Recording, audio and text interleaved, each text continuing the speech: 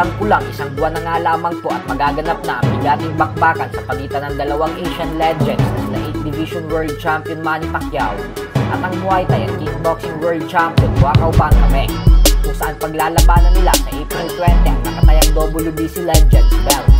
At habang papalapit nga po ng papalapit ang laban ng dalawa, ay paganda na din ang paganda at kondisyon ng ating pambansang kamao.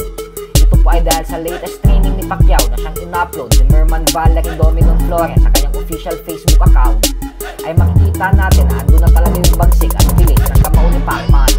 Isang patunay lamang ito na seryoso talaga si Pacquiao laban kay Buakaw at na hindi niya ito minamaliit, lalo pat siya ang dadayo sa baluarte nito sa bansang Thailand.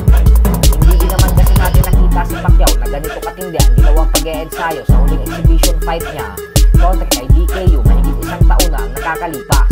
Kaya naman asahan po natin ang magandang performance na ipapakita ng ating fighting senator.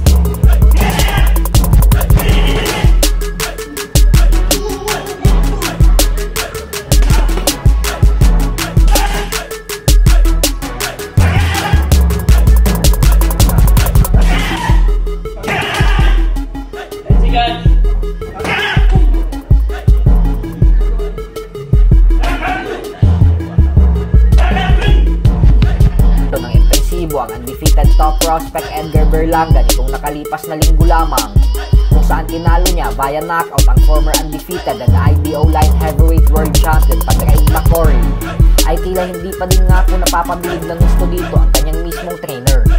Alam naman po kasi nating lahat na pagkatapos ng laban niya ay agad niya nang hinamo ng undisputed super middleweight world champion Canelo Alvarez na magtuos na sila, dahil si Canelo na daw talaga ang gusto niyang sunod na makasagupa. Subalit pinangka nga po ito ng kanyang trainer at sinabing bagamat may record ang kanyang alaga na 22 wins with 17 knockouts at walang talo, ay hindi pa daw ito handa para kay Canelo. Madami pa umanong kailangan ayusin sa mga galaw at estilo ni Berlanga kung gusto nitong magkaroon ng pag-asang matalo si Canelo.